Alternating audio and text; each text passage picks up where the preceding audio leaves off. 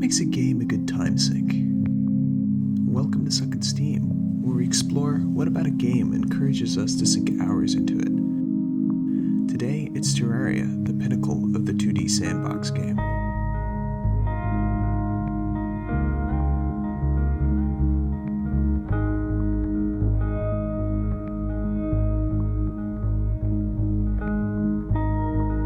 Terraria is my most played game on Steam, and although I may only have a measly 388 hours, some of my friends are up in the thousands. So why did I put so much time into Terraria when I could have watched the Spider-Man trilogy 100 times? Consider the following. Even before you enter a world, you have to create a character first. Of course, you could stick with generic Joe and rush straight into the game, but I guarantee the majority of people spend their first 5 to 10 minutes just designing a character, and boom, look at that. You could have beaten a couple levels of Mario, but instead, you haven't even started playing Terraria yet. We already got a small look into how Terraria does this on the menu, but what about in-game? The draw of Terraria's gameplay is its vast content.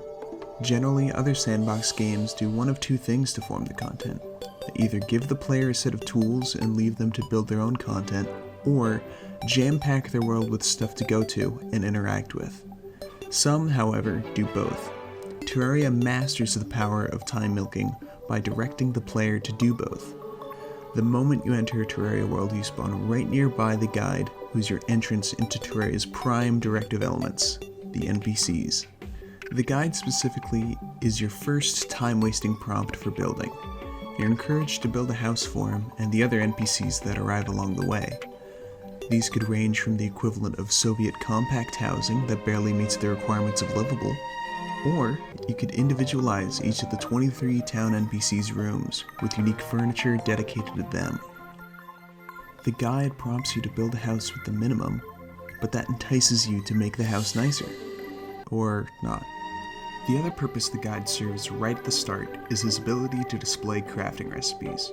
There are currently 1,866 different items in Terraria, and 111 of those use wood, meaning a new player could look at 111 different things with one of the first materials of the game. The guide is such a good resource to look at new items, so much so that you realize you've spent 15 minutes looking at recipes, it's already night, and you've done nothing. All the other NPCs do this too, but to a lesser degree, except for maybe the Goblin Tinkerer. These direct prompts with the NPCs are technically optional, but the flow and progression of the game always pushes you forward. You are drawn to go either left or right, and as you keep going, the world generates cave entrances that lure you in with little pots and chests and maybe a van with some candy. It becomes so easy to slowly fall your way down a cave and get lost grabbing ore and finding more chests.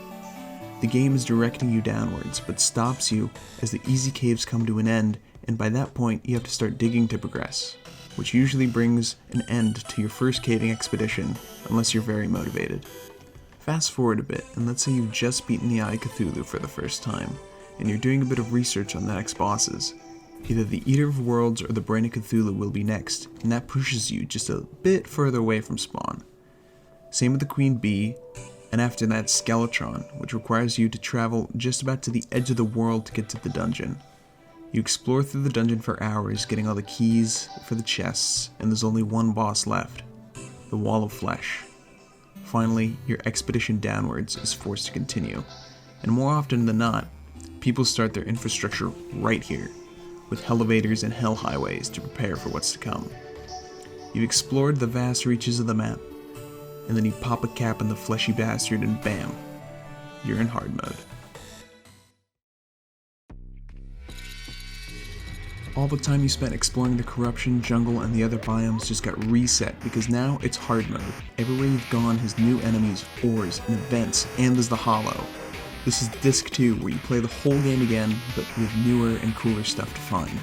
This is the greatest way that it sucks hours away from you.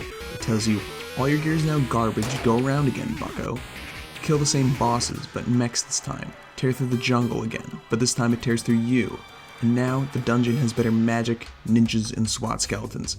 On top of that, if you thought it was rough farming for a Demon Scythe book, you've seen nothing. The amount of grinding in hard mode ramps up tenfold while you're still mining for better materials. You may have thought you'd gotten everything from pre-hard mode, but it turns out you didn't get the anklet of the wind you needed to craft lightning boots, so head back to the jungle and keep exploring to get all those stupid jungle chests. For the cell phone, you need 13 different items that you get from enemy drops, chests, the traveling merchant, and fishing. It becomes absurd, but you're invested. The game has offered you a taste, and now it asks you how far you're willing to go. The end game. This is the point where you're making massive event arenas, or farms if you've ascended past playing the game, and gone lengths to build a literal bridge across the sky to pummel the Moon Lord on your Vaporwave unicorn with whatever weapon you want. By this time, you get the opportunity to go back to tear down your ancient Soviet bloc complex, and revamp your base, or just make your world prettier. That isn't everybody's cup of tea, and at this point, you're given an ultimatum. A blue and red pill. You could quit the game in your finished world, or you can keep playing and do it all over again. Even though you've beaten the final boss, the can of worms was only just opened, and you can play again as a whole different class. Of course, there's melee, ranged, and magic, but you can specialize as a thrower, yo-yo slinger, archer, or summoner. You also only played with either Corruption or Crimson, so you could play on another world with the other. On top of that, there's Expert Mode, which increases the difficulty and adds new boss drops. The replayability of Terraria is astronomical. The crazy part is, they added golf. Seriously, I think Relogic has already added well beyond the amount of content for a $10 game. But Journey's End looks sick as hell, and I'm sure I'll sink many more hours in Terraria because of it.